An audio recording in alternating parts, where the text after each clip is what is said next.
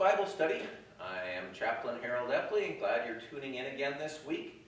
We are continuing our Bible study using the book by Max Lucado entitled Traveling Light, and he's taking a look at the 23rd Psalm, kind of going through it verse by verse, and heard some nice comments about this book, and from some of you who have been tuning in. It's good to hear that you're finding this meaningful. We've got another great chapter today.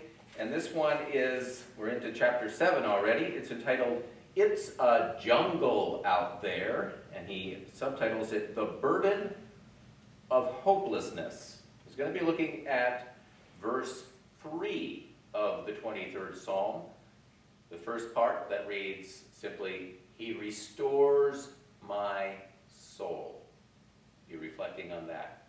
He restores my soul. I read from Max Lucado. I wonder if you could imagine yourself in a jungle, a dense jungle, a dark jungle. Your friends convinced you it was time for a once-in-a-lifetime trip, and here you are. You paid the fare, you crossed the ocean, you hired the guide and joined the group, and you ventured where you had never ventured before into the thick, strange world of the jungle. Sound interesting? Well, let's take it a step farther. Imagine that you are in the jungle, lost and alone. You paused to lace your boot, and when you looked up, no one was near. You took a chance and went to the right. Now you're wondering if the others went to the left. Or did you go left and they go right? Whatever. You are alone. And you have been alone for, well, you don't know how long it has been. Your watch was attached to your pack, and your pack is on the shoulder of the nice guy from New Jersey who volunteered to hold it while you tied your boots. You didn't intend for him to walk off with it, but he did, and here you are, stuck in the middle of nowhere.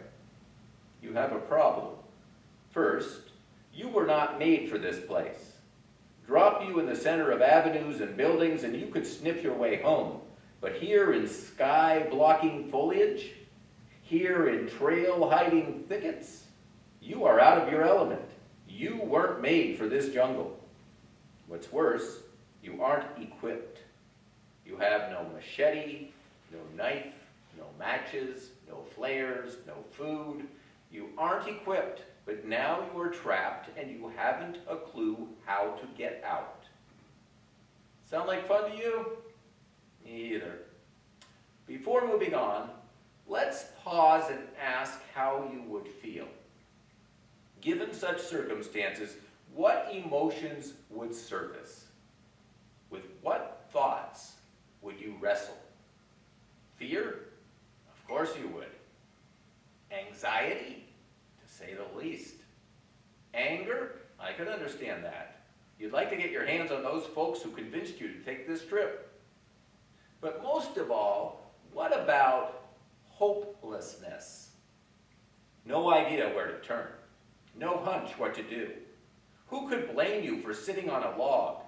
Better check for snakes first, burying your face in your hands and thinking, I'll never get out of here. You have no direction, no equipment, no hope. Can you freeze frame that emotion for a moment? Can you sense for just a second how it feels to be out of your element, out of solutions, out of ideas and energy? Can you imagine just for a moment how it feels to be out of hope? If you can relate to many people in this world. For many people, life is a jungle. Not a jungle of trees and beasts. Would that it were so simple. Would that our jungles could be cut with a machete or our adversaries trapped in a cage. But our jungles are comprised of the thicker thickets of failing health, broken hearts, and empty wallets. Our forests are framed with hospital walls and divorce courts. We don't hear the screeching of birds or the roaring of lions, but we do hear the complaints of neighbors and the demands of bosses. Our predators are our creditors, and the brush that surrounds us is the rush that exhausts us. It's a jungle out there. And for some, even for many, hope is in short supply. Hopelessness is an odd bag. Unlike the others, it isn't full. It is empty, and its emptiness creates the burden. Unzip the top and examine all the pockets. Turn it upside down and shake it hard. The bag of hopelessness is painfully empty. Not a very pretty picture, is it? Let's see if we can brighten it up. We've imagined the emotions of being lost. You think we can do the same with being rescued? What would it take to restore your hope? What would you need to re-energize your journey? Though the answers are abundant, 3 come quickly to mind. The first would be a person. Not just any person. You don't need someone equally confused. You need someone who knows the way out. And from him you need some vision. You need someone to lift your spirits. You need someone to look you in the face and say, this isn't the end. Don't give up. There is a better place than this, and I will lead you there. And perhaps most important, you need direction. If you have only a person but no renewed vision, all you have is company. If he has a vision but no direction, you have a dreamer for company. But if you have a person with direction who can take you from this place to the right place, then you have one who can restore your hope. Or to use David's words, he restores my soul. Our shepherd majors in restoring hope to the soul. Whether you are a lamb lost on a craggy ledge or a city slicker alone in a deep jungle, everything changes when your rescuer appears. Your loneliness diminishes because you have fellowship. Your despair decreases because you have vision. Your confusion begins to lift because you have direction. Please note, you haven't left the jungle. The trees still eclipse the sky, and the thorns still cut the skin. Animals lurk and rodents scurry. The jungle is still a jungle. It hasn't changed. But you have. You have changed because you have hope. And you have hope because you have met someone who can lead you out. Your shepherd knows that you are not made for this place. He knows you are not equipped for this place. So he has come to guide you out. He has come to restore your soul. He is the perfect one to do so. He has the right vision. He reminds you that you are like foreigners and strangers in this world, as it says in 1 Peter 2:11. And he urges you to lift your eyes from the jungle around you to the heaven above you. Don't shuffle along, eyes to the ground, absorbed with the things right in front of you. Look up and be alert to what is going on around Christ. See things from his perspective. Colossians 3, verse 2. David said it this way. In Psalm 121, he wrote, I lift up my eyes to the hills. Where does my help come from? My help comes from the Lord, the maker of heaven and earth. He will not let your foot slip. He who watches over you will not slumber. The Lord watches over you. The sun will not harm you by day, nor the moon by night. The Lord will keep you from all harm. He will watch over your life. God, your rescuer, has the right vision. He also has the right direction. He made the boldest claim in the history of humanity when he declared, I am the way. People wondered if the claim was accurate. He answered their questions by cutting a path through the underbrush of sin and death and escaping alive.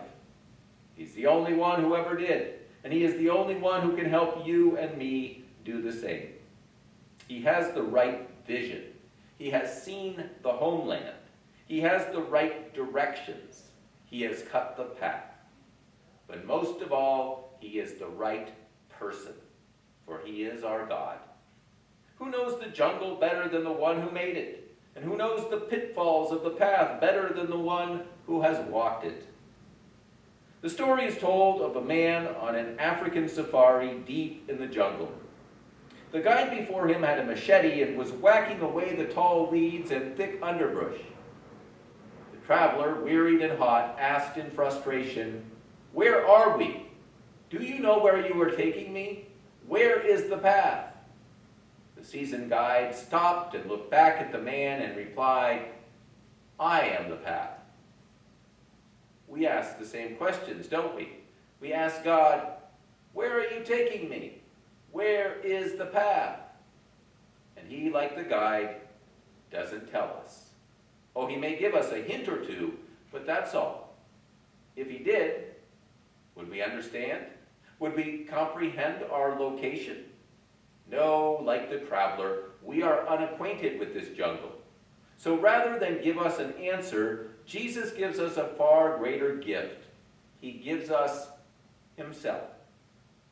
Does he remove the jungle? No. The vegetation is still thick. Does he purge the predators? No. Danger still lurks. Jesus doesn't give hope by changing the jungle. He restores our hope by giving us himself. And he has promised to stay until the very end. As he says in Matthew 28:20, "I am with you always to the very end of the age." We need that reminder. We all need that reminder. For all of us need hope. Some of you don't need it right now. Your jungle has become a meadow and your journey a delight. If such is the case, congratulations. But remember, we do not know what tomorrow holds. We do not know where this road will lead. You may be one turn from a cemetery, from a hospital bed, from an empty house. You may be a bend in the road from a jungle. And though you don't need your hope restored today, you may tomorrow. And you need to know to whom to turn. Or perhaps you do need hope today. You know you were not made for this place. You know you are not equipped. You want someone to lead you out. If so, call for your shepherd. He knows your voice, and he's just waiting for your request. That concludes chapter 7 from Max Lucado's Traveling Light, reflection on He Restores My Soul. A few questions for you to contemplate as we reflect on this chapter. Max Lucado said at the beginning of the chapter, he talked about how hopelessness is, he calls it an odd bag. He's been using this image of luggage and carrying luggage on our journey through life. But he says, unlike the other luggage that we carry, this one, rather than being full, is actually empty. The empty bag of hopelessness is the metaphor he uses. And so a question for you to reflect on is, think about times when you may have felt hopeless. And how did that emptiness feel to you? What made you feel hopeless? And also ponder, what are things right now that might threaten your hope? What are things that could get in the way of your fully enjoying and appreciating your life? Ponder those questions, and then think about this as well. He talked about having a person. When we're feeling hopeless, he uses that image of the jungle. When we're lost and feeling hopeless in the jungle, we need a person. Not just any person, not just somebody who's lost like we are. Somebody with a vision is what he said. And but also, on the vision, someone who has direction. And so, of course, talking about that person is the Good Shepherd who leads us in as described in the 23rd Psalm. And as Christians, we think of that person as being Jesus, who leads us. And of course, Jesus, also in the Gospel of John, uses that image to describe himself, saying, "I am the Good Shepherd." So he is the one who has the vision. He is the one who gives us direction. And so ponder times in your life when maybe you were feeling kind of hopeless. How was Jesus there giving you direction and leading you, giving you a vision of life beyond the moment you were in? Because when you're kind of trapped in the jungle, sometimes it's hard to see the big picture. So that's the image he uses there, and I think it's one that applies to all of our lives from time to time. Life is a jungle sometimes, and sometimes we don't know where we're going, and we need somebody who can give us a vision and direct us out of the mess we're in. So ponder that. We're going to move along again next week with chapter 8, and that's entitled A Heavenly Exchange. He's going to talk about the burden of guilt, and he leads me in paths of righteousness for his name's sake. So we continue our reflection on the 23rd Psalm. It's springtime. Today is a rainy day here when I'm taping this, but I see all sorts of life springing up all around, flowers, green grass. So it's a wonderful time to be reflecting on the 23rd Psalm. God bless you. We'll see you again next week. Hope it's a good week for you.